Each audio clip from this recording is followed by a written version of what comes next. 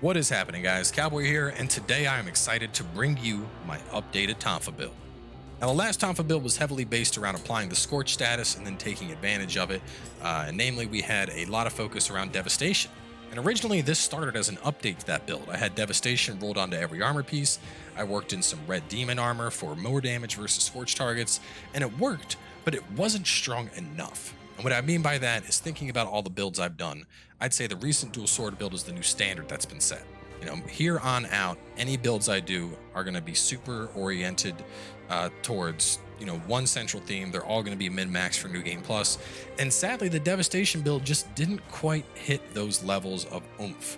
This build, however, does hit those levels of oomph. This build is an absolute monster that shreds every single target in New Game Plus and is ready to absolutely stomp the DLC. This is the King of Confusion. Now, as you can probably guess from the name, Confusion is the status this build is based around, and it's also a very interesting element. The original Nioh, Confusion allows you to stun lock enemies to death, and while it's not that strong anymore, it is still quite potent in the fact that it makes it so Yokai can't gain ki whatsoever, and it allows you to deal increased damage. You add that in with the rapid cumulative attacks you have on Tonfas, and you have a build that literally melts opponents through the consistent damage it puts out, while still rocking incredibly high mobility and the ability to drop out super powerful soul cores on command. Now, to jump in depth, first up, we have Purity Tonfas. Now, Purity Tonfas are going to be pretty hard to come by because there is no innate Tonfa with Purity. Whereas you have things like the Firefly Blade or Geno's Hammer or Great Holly Spear, those are all weapons you can craft with Purity. There is no Tonfa that you can just craft that has Purity. So you either just need to keep crafting a pair of Tonfas until Purity rolls on them, find them randomly in the world via a drop, or find folks to trade with. I was lucky enough to find someone on the Nioh 2 Discord that had a pair of martial artist Tonfas that had Purity on them, and that's where I got mine. I'll also be dropping this Revenant for anybody trying to get it on the stream tonight, and beyond that, I'd suggest finding folks to trade with. Now, the reason I say this is because you can't temper Purity onto weapons. Purity either comes on a weapon or it doesn't. You cannot temper it. No matter how much Divine Number Sight or whatever you run through, it will never show up in the pool. So keep that in mind. If you don't want to trade, your best bet is going to be to just craft pair after pair after pair until you get a pair that has Purity. Now, as for the martial artist Tonfas in particular, the reason we are running these is because of the active skill key consumption bonus.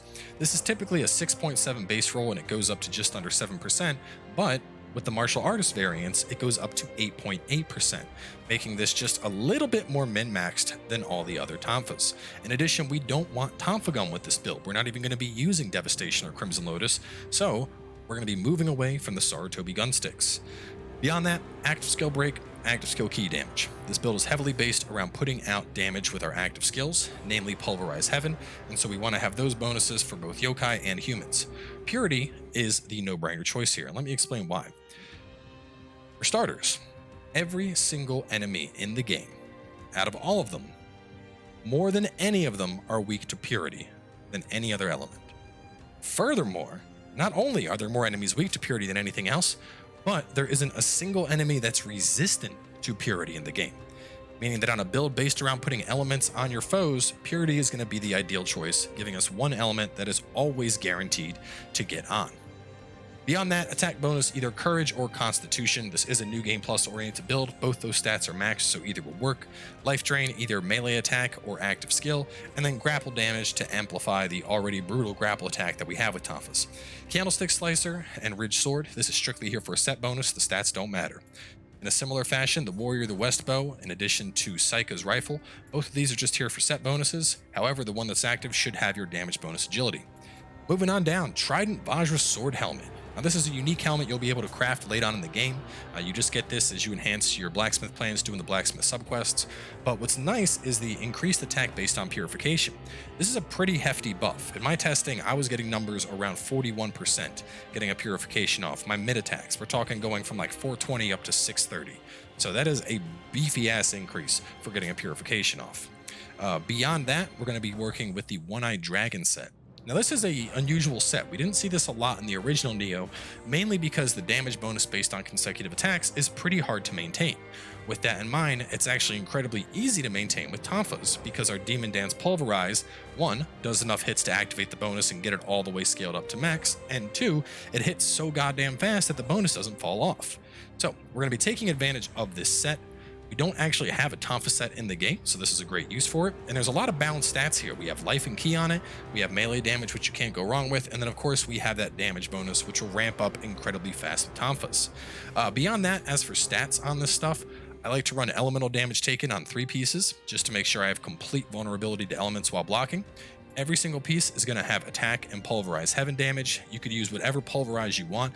I just like heaven because, high stance. High stance is what destroys. Beyond that, I like ki bonus on the helm. I like picking up life recovery and defensive bonus on the chest. The gloves, you can really run whatever. I have untouched ammo, elixir efficacy. On the waist, tenacity, dodge key consumption. On the feet, faster key recovery, more dodge key consumption. And beyond that, it's just kind of general stats. I have some dash key consumption, I have life on a couple pieces, just kind of general good defensive stats. Moving on down, Yasukani, no brainer here. For those that still aren't with the program, this is what allows me to get a 6-piece set bonus with only 5 pieces. This is what allows me to get a 2-piece bonus with only 1 piece. As for the stats you want on this, saturation accumulation, elemental damage, ki, and life recovery on Amrita absorption. You could really run whatever you like here. I think saturation and life recovery are the 2 standards, but we do a lot of elemental damage with this build, so it makes sense to have that on in addition to the boost to ki, because you can't go wrong with ki.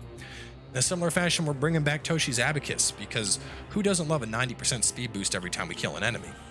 Saturation accumulation, once again, defensive bonus based on our courage is excellent synergy with this build.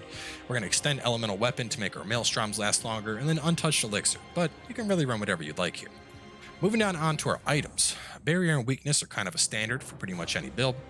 Beyond that, we're going to run flaming heron feathers and then Raijin feathers. This will give us quick access to fire and lightning, whereas our maelstrom Oni B will take care of access to water. Beyond that, I have some tiger running, sneak thief, and quick change just to haul ass through levels. Now, down into our guardian spirits, we're running Yaonami Hime. Now, the most important thing here is we wanted a feral guardian spirit for this. The anima charge bonus based on cumulative damage. Even though we could do more damage with Tengen, this is going to allow our anima to ramp up so incredibly fast that honestly, it just feels stupid to not use it. With that in mind, we're actually not too far behind Tengen because we have that attack bonus in the helmet slot. That's going to help to make up the damage we're losing by not having Tengen, but having the feral bonus is incredibly important, and based around all the other feral spirits we have available, I found this to be the best choice, but I will talk about those a little bit later. We have this with the combination of Tengen as our secondary, giving us the anima bonus on elemental attacks as an inheritable, and anima charge up 3% with active skills. We're going to combine this with a Ryumin to focus down weaker enemies, and we pick up the anima bonus anytime we proc confusion on enemies. We're going to also bring along Otakumaru for the anima bonus on confused enemy. This is based on damage we deal to enemies after confusion has procced. And then lastly, a Oni B, just to give us on-demand element for our weapons. Now, I do want to point out that to run both Otakumaru and Ryumin, you're going to have attunement cost -1 on these. Alternatively, you could get a -1 on Maelstrom, but it's a hell of a lot easier to farm these two than it is to farm Maelstrom Oni Bs. So I'd suggest getting your anima, your attunement cost -1 on these two.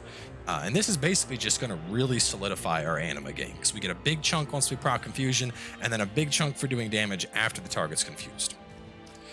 So moving on into the guardian spirits in depth, because I do want to touch on this. You actually could run a different one, but we don't have a lot of choices that are really going to be comparable here. Looking at Hyokucho, we're going to be getting a nice little chunk of ki, but beyond that, we're not really getting too much out of this. You could argue that the ki recovery bonus based on Amrita is helpful. I think it's debatable. Beyond that, Itakiri is a good one for farming, but we're not going to be farming, so not really needed here. Yatagarasu is great for ranged, but we're not counting on Scorched, so not going to be worth running. Nico Matata, Nico Mata. Keep pulling out the Kuna Matata. Anyway, Nico Mata, we're not doing any ninjutsu stuff, so the only thing we'll really be getting here is the extended burst counter, which I don't think is needed. Hyokudo, decent choice because of the dash key consumption, but also something that doesn't really synergize with how we're playing. Ame no Mitori, not a bad choice, 12.5% key recovery speed.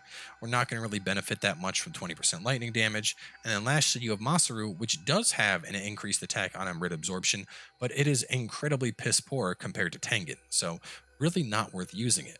Yaonami is going to have a 1.05% attack modifier, and then on top of that, that anima bonus based on saturated enemies is going to be quite nice because water is the primary secondary element that we're going to be working with. In addition, the unique ability of Yaonami, anytime you use it, it is just a giant waterfall that will absolutely drench enemies, so that's going to have some excellent synergy there. Moving on into skills though. Got a skill to spend. I'll do that later. Now, we're going to be going full apocalypse with this build. I will say you could use Kanagi here because we're going to be doing Demon Dance a lot and taking advantage of Pulverized Heaven, but because we're looking to ramp up our damage based on consecutive attacks, Apocalypse is going to be a clear winner in my opinion. Beyond that, we're going to go all the way up to Dragon Slayer just because I like using it. We've picked up some stuff in Grapple. We're going to pick up both Shove and Heavenly Chain to give us finishers. We're not going to pick up Crimson Lotus or Devastation. We won't be working with those. 3 Wars Kata for reducing the key damage received. Relentless for increasing our total key. Down here for more damage dealt from behind. Picked up Prescience to be able to get that dodge. That's a nice one. Focus Strike, Fleetfoot. And that's about it. If I had more points, I'd probably pick up Grapple and then Urgency and then Melee Mastery from there. But we kind of went with what we could fit into the tree without bottoming out everything. You know, there's quite a few things we had to pass up on. We don't have the counter right here, but we have impenetrability, so that works. We don't have Crimson Lotus and Devastation, but we have Shove and Heavenly Chain. So you kind of got to pick and choose what you're going to go for. And there's quite a few passes we skipped. All the Corner Boar stuff, all the Fu Mukata, Indomitable Spirit, Corner Tiger. We're completely passing on all of those. Now, as for the skill customizations, on Shove, we're going to put our key damage. On Heavenly Chain, we're going to give that a Constitution damage bonus. Mountain Breaker, we've put on Imperious Strike, just to pull in more anima when we hit stuff with that. Wild Lions, we're giving our stamina boost. Demon Dance Heaven, we're giving our main courage boost. Now, the biggest thing here is Demon Dance Heaven. That's where your damage is coming from. You can really run however you want. I mean, if you like using Wild Lions more, then put, put damage boost Constitution on that. I stay in high stance a lot and do Heavenly Chain a lot, which is why I have it there. Beyond that, the only two that are important is we're going to put Arcana of Lightning on our mid stance, and we're going to put Arcana of Fire on our low stance. We already have our water element with the Oni B, which is why we're picking up Lightning and Fire there. Now over to the stats. Your two primary stats here are Constitution and Courage. We're going to be taking those both up to 99, and as always, make sure you dual remodel your weapon. Beyond that, if you've remodeled all of your armor for extra defense, you'll need 36 stamina to still hit the B agility threshold. 9 magic for your Yasukani, 9 strength for armor requirements. Skill is left at base at 6. Heart, we went up to 30 for just a healthy amount of key. And then from this point on out, every other extra point I get, I'm going to put into dexterity just to squeeze a little bit more damage out of those Tonfas. And with this, we come in at a whopping 4,995 health. That is ridiculous. So much freaking health. Oh, and also take a look at that. We're still at A toughness with this build, which means we got that nice poise. So all in all, that is going to be the build. Let's jump on in and show you some fights. So first up, we got Ryuman, who's actually pretty tricky to get confusion up on. We're going to go for it. If it falls off, we'll just leave it off.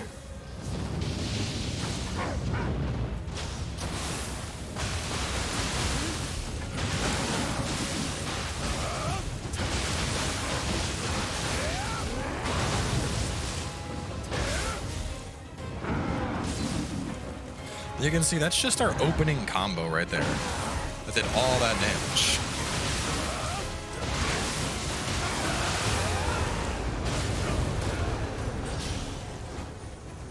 Disgusting. Next up, we got Mataza.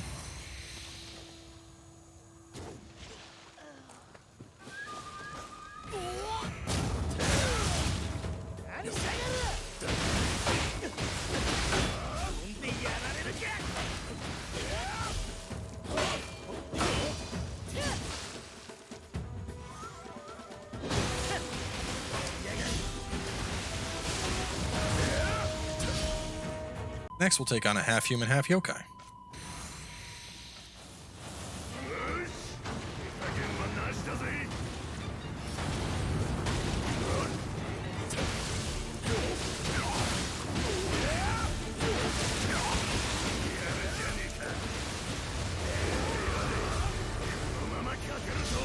And to help give a one-to-one comparison to the previous Tonfa build, we're also going to refight Shibata.